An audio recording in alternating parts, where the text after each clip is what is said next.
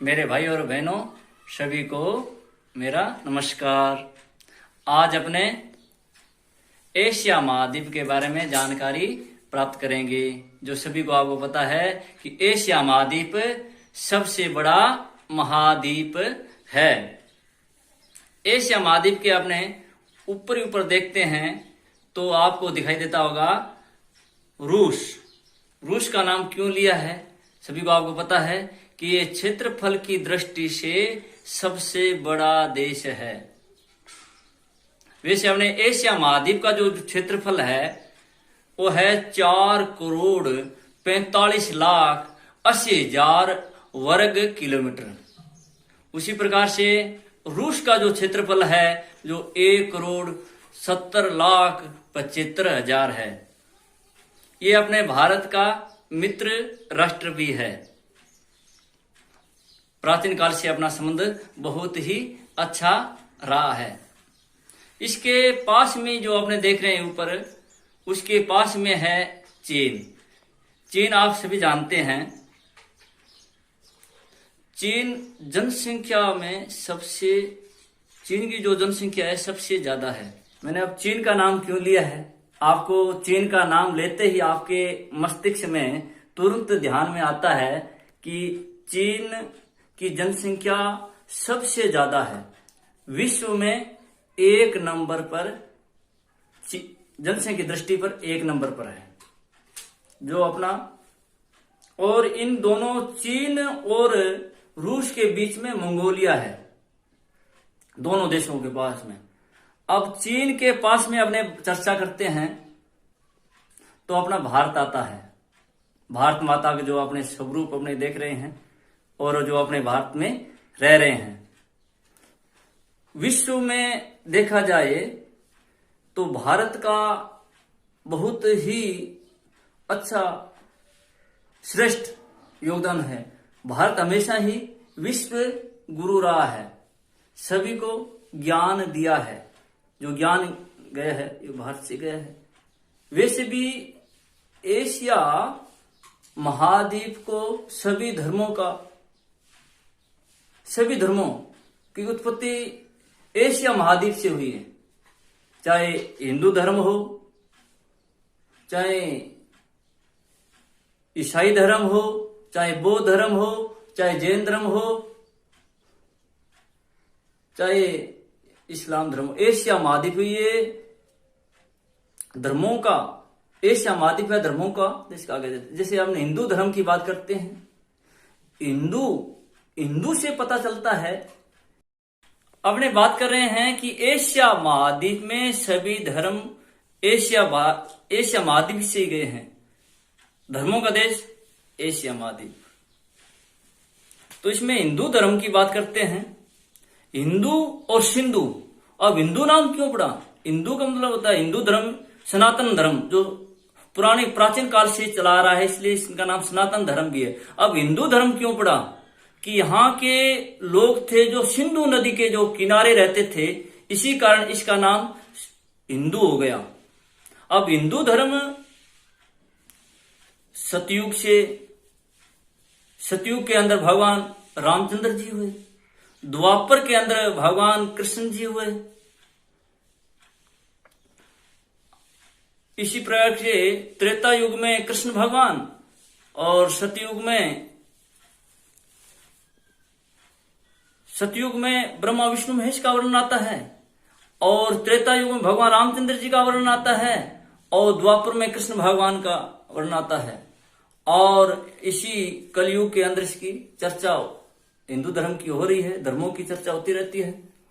तो ये अपने चर्चा हिंदू धर्म की। हिंदू धर्म के बाद में आता है आपका, हिंदू धर्म हो गया ईसाई धर्म। ईसाई धर्म की भारत के अंदर बहुत ज्यादा प्रधानता रही है। इसी प्रकार से इस्लाम धर्म,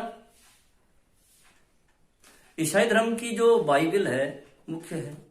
और हिंदू धर्म के अंदर आ गया जैसे रामायण, महाभारत, गीता, जो आप अपनी किताबों में पढ़ के आए हो। जो रामायण की जो रचना करने वाले थे महर्षि वाल्मीकि, और महाभारत आपने पढ़ी है, उसकी रचना वेद व्यास जी ने की। इसी में जो गीता का आता है, और इसी प्रकार से रामचरित्र जो मानस है, जो तुलसीदास जी का वर्णन करने को मिलता है। ये सारे पूरे विश्व को वसुधैव कुटुंबकम एक जगह बांधने का ये कार्य कर रहे हैं। और ये बार बार इन धर्मों में आया है, सर्वे भवन्तु सुखिने सर्वे सन्तु निरामया सर्वे भद्राणि पश्यन्तु मा कश्चित् दुर्भाग् भवेत्। ये सभी का कल्याण चाहते हैं। वसुधैव कुटुंबकम की भावना रही है हिंदू धर्म के अंदर। ऐसे ईसाई धर्म की अपनत्व की भावना, कर भला होगा भला। इसी प्रकार से इस्लाम धर्म, मोहम्मद साहब ने अच्छी सी शिक्षाएं दी। जो मक्का मदीना के अंदर अपने जाते हैं, इराक, ईरान, जो सऊदी अरब है, जो ये राष्ट्र है, इस्लाम धर्म के 5 बार जो ये नमाज पढ़ते हैं। और कुरान का महत्व, योगासन, दिन में 5 बार नमाज पढ़ना, मतलब शारीरिक हष्ट पुष्ट बनाए रखना, इनका बड़ा योगदान है। वो धर्म की महात्मा बुद्ध की बात करते हैं, तो यहाँ से इन्होंने धर्म पूरे विश्व में फैलाया। इसी प्रकार से बौद्ध धर्म, हीनयान और महायान, और इसी प्रकार से जैन धर्म था, महावीर जी जैन ने जो चलाया था, पूरे वर्ल्ड के अंदर फैला था। श्वेतांबर और दिगंबर, श्वेतांबर और दिगंबर, इसी से ये फारसी धर्म चला। तो अपने कहते हैं कि जो एशिया महाद्वीप है, सभी धर्मों का विकास हुआ, ये अपने एशिया महाद्वीप से ही हुआ। अब भारत की बड़ी विशेषता है, आपको ध्यान भी होगा, सबसे वर्षा वाला स्थान जो मेघालय, और कितना अच्छा नाम होगा, मेघालय। मेघ यानी बादल, आने वाले। जो भारत के अंदर है, जो पूर्वोत्तर भारत के अंदर, जो अपने जो चर्चा करते हैं उसकी, जो पूर्वोत्तर भारत के अंदर मेघालय, उसी के अंदर 2 स्थान है, मासिनराम, वहां लगभग 11,871 मिलीमीटर वर्षा होती है। उसी प्रकार वहां एक दूसरा स्थान है चेरापूंजी। आपके मन में, दिमाग में ये चर्चा होती है कि यहां इतनी वर्षा क्यों होती है, कारण क्या है? इसका कारण क्या है कि यहां की जो पहाड़ियां हैं वो कीपाकार है। कीपाकार होने के कारण ही यहां ज्यादा वर्षा होती है। परंतु दुर्भाग्य की बात यह है कि आज अपने अम्लीय वर्षा होने लग गई। जो ये धुआं, वातावरण अशुद्ध हो रहा है, जो इन्वायरमेंट की जो बात करते हैं, चर्चा करते हैं, धुएं का, फैक्ट्रियों का, जो अम्लीय वर्षा होती है, जो बहुत ही नुकसान पहुंचाती है। अब इनके पास में ही अपने बात करते हैं, भारत के जो बिल्कुल पास में जो बात करते हैं नेपाल की, जो वहां पशुपति भगवान शंकर का मंदिर, भारत के काफी लोग वहां जाते भी हैं। और नेपाल का अपना बहुत ही अच्छा संबंध रहा है। वहां विश्व की सबसे ऊंची चोटी माउंट एवरेस्ट जो नेपाल के अंदर है, जो इसकी जो ऊंचाई है जो 8,848 मीटर ऊंची है। कई विद्वान इसको थोड़ा सा अलग भी मानते हैं। कई कहते हैं कि इसकी 8,850 मीटर ऊंची है, पर तो लगभग किताबों के अंदर 8,848 मीटर ही इसकी ऊंचाई मानी गई है।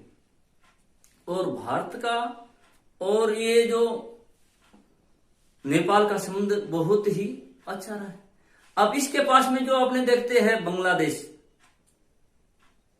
बांग्लादेश है, इधर जो पाकिस्तान है, इधर जो अफगानिस्तान है। आपको ध्यान में होगा ये सारे पहले एक ही थे, अखंड भारत था। आपके ध्यान में आ रहा हो, ये पूरे पहले अखंड भारत था। महाभारत के अंदर आपने देखा होगा जो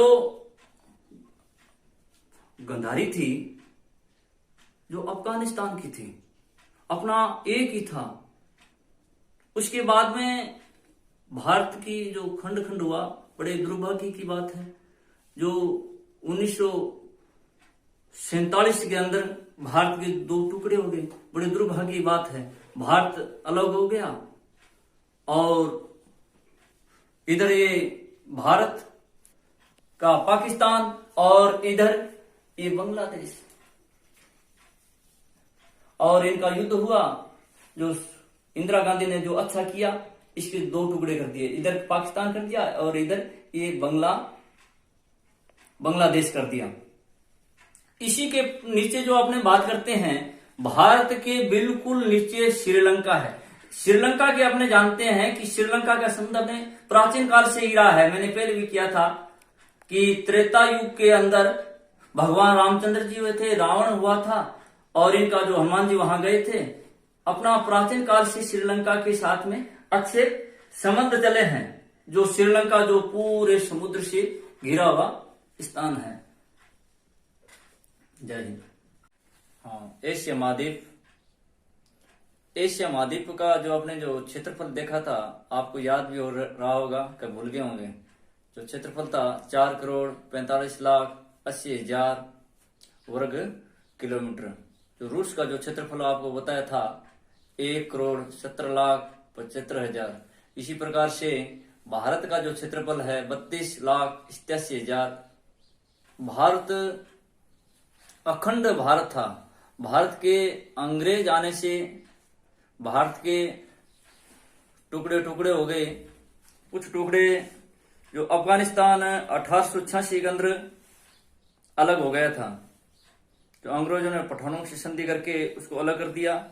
उसी प्रकार से नेपाल भी भारत से अलग हुआ सन 1904 ईस्वी के अंदर। जो तिब्बत भारत से अलग सन 1952 हुआ और 1955 में चीन ने उस पर कब्जा कर लिया। और श्रीलंका सन 1935 में अलग हुआ। उसी प्रकार से म्यांमार सन 1937 में अलग हुआ। पाकिस्तान 15 अगस्त 1947 को हुआ। जो पश्चिमी पाकिस्तान और पूर्वी पाकिस्तान, इंदिरा गांधी के समय जो भारत और पाकिस्तान का युद्ध हुआ था, उसमें पाकिस्तान के जो दो टुकड़े हो गए थे और बांग्लादेश पाकिस्तान से अलग हो गया था 1971 के अंदर। इसी प्रकार से भारत के टुकड़े टुकड़े हो गए थे। एशिया महाद्वीप जो भारत की जो ख्याति रही है, बहुत ही आदर्शपूर्ण रही है। एशिया महाद्वीप को जो एशिया का जो अर्थ है उदित सूर्य, उगता हुआ सूर्य। एशिया महाद्वीप को पक्षियों का देश भी कहा जाता है, क्योंकि यहाँ अनेक प्रकार के भिन्न भिन्न प्रकार के पक्षी यहाँ रहते हैं।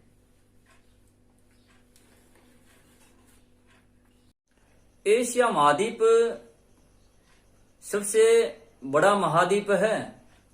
इसके अंदर 48 देश है, जिसके अंदर रूस आ गया, चीन आ गया, मंगोलिया आ गया, नेपाल आ गया, जापान आ गया, सिंगापुर आ गया।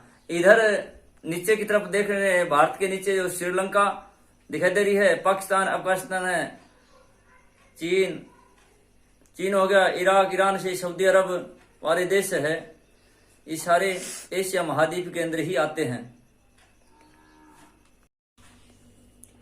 इस महाद्वीप को महाद्वीपों का देश भी कहा जाता है। सभी धर्मों को प्रधानता देने वाला महाद्वीप अर्थात एशिया महाद्वीप। इसके अंदर सिख संप्रदाय जो पाकिस्तान के अंदर गुरु नानक जी का जन्म हुआ, पूरे विश्व में शांति की व्यवस्था फैलाई। और ये धर्म के बड़े ही पक्के थे। इनमें 10 धर्मगुरु हुए थे। जो आप ये जानते हो, जो मुगल भारत के अंदर जो मुगल साम्राज्य चला था, उस समय इनके जो 10 गुरु थे, गुरु गोविंद सिंह जी के, जिसका एक इतिहास भी आता है, गीत भी है। गुरु गोविंद के बच्चे उम्र में थे अगर कच्चे, धर्म ईमान के पक्के, जोरावर जोर से बोला, फतेह सिंह शेर शाह बोला, चुनो दीवार हत्यारे, यही दीवार बोलेगी, पिता दशमेश की जय हो, गुरु गोविंद की जय हो। इन्होंने गुरु ग्रंथ साहिब की और ये गुरुद्वारे में जाकर के मत्था टेकते हैं और आज पूरे विश्व में अपने सिख संप्रदाय के लोग भारत की ख्याति बढ़ा रहे हैं। एशिया महाद्वीप में सबसे छोटा देश मालदीव जो 1971 से भारत से अलग हुआ, इसी प्रकार से सिंगापुर जो जनसंख्या घनत्व में सबसे अग्रणी है।